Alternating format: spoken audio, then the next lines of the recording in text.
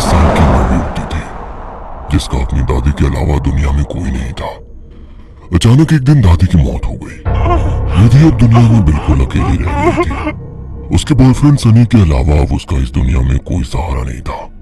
एक दिन विधि दादी की अलमारी खोलती है, जिसमें उसे एक पुरानी बैंक की पासबुक और लॉकर की चाबी मिलती है। विधि बहुत हैरान हो जाती है। वो जानती थी दादी कितनी मुश्किलों से घर चला रही थी। फिर ऐसे में उनके पास से मिली ये लॉकर की चाबी देखकर विधि के मन में सवालों की झड़ी लग गई थी। ऐसा क्या है उस लॉकर में जिसके बारे में दादी ने उसे आज तक नहीं बताया? सवाल बहुत सारे थे जिनका जवाब ढूंढना था। दादी की डेथ सर्टिफिकेट लेकर जब वो बैंक पहुंची तो उसे दादी की लॉकर का एक्सेस मिल गया। उत्सुकतावश उसने लॉकर खोला तो उसमें सिर्फ उसे कुछ कागज दिखाई दिए। विधि कागज लेकर घर लौट आई। उन कागजों के मुताबिक मंथनपुर में एक बड़ी हवेली दादी के नाम थी।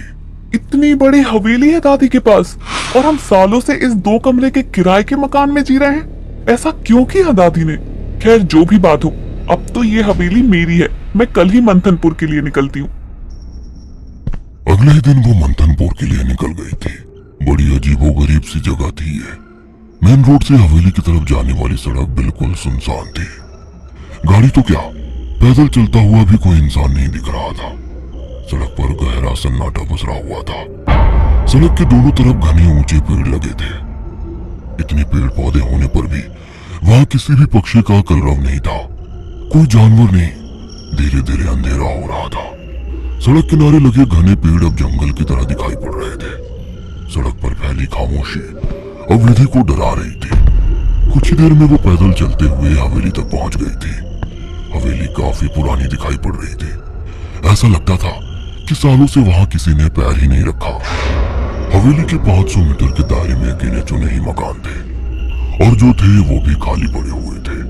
विधि के मन में कुछ अजीब सी उथल पुथल मची हुई थी। मेन गेट खोलकर वो हवेली के अंदर पहुंच गई। अंदर का नजारा देखकर वो दंग रह गई थी। पूरी हवेली जगमगा रही थी।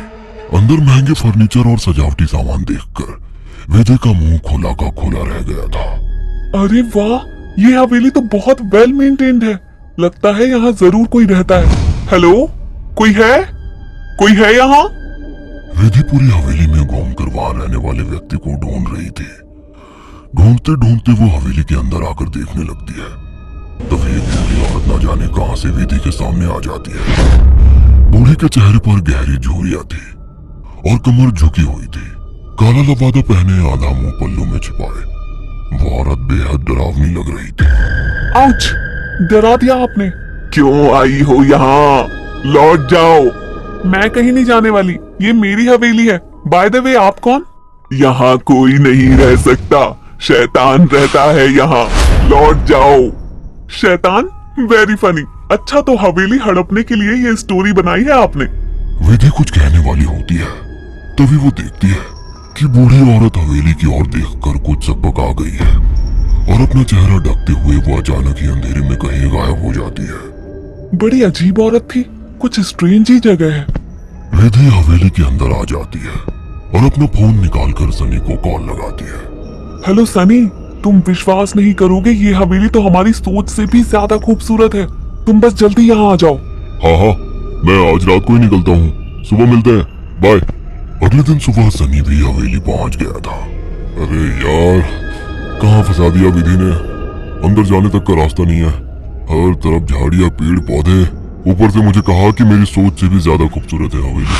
हवेली माय फुट। सनी बड़बड़ाता हुआ मेन गेट से अंदर जा रहा था। बाहर का कंपाउंड क्रॉस करने के बाद अब वो दरवाजे के सामने था। उसके नॉक करने से पहले ही दरवाजा खुद ब खुद खुल गया। सनी हैरान रह गया था। अंदर पहुंचकर उसने देखा हॉल में कोई भी नहीं है। विधि को पुकारते हुए वो अंदर बेडरूम की ओर बढ़ गया। बेडरूम के अंदर का नजारा देखकर सनी ने दांतों तले उंगलियां दबा ली। विधि अंदर बेड पर बैठी हुई थी।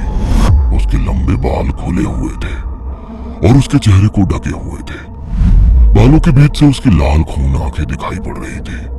दोनों हाथ और पैरों की मदद से वो बेड पर ऐसे बैठी हुई थी मानो कोई जानवर हो। उसकी खूबसूरती गुलाबी त्वचा जगह जगह से कटी थी और सफेद पड़ गई थी।